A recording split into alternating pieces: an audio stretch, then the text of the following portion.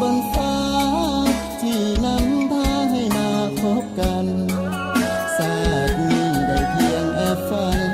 ชาติหน้าพบกันให้ได้เป็นแฟ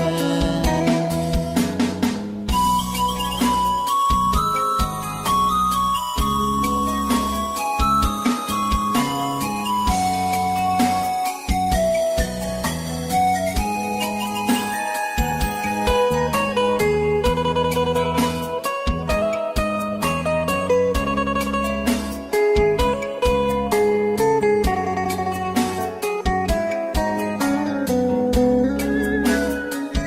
เจ้า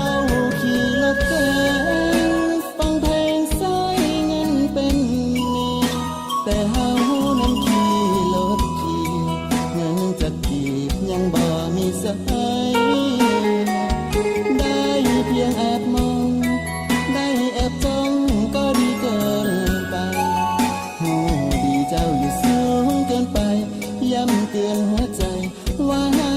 หยุดฝัน เพียงมองผ่านตาก็หัวาเฮาต่างศักดิ์ศรี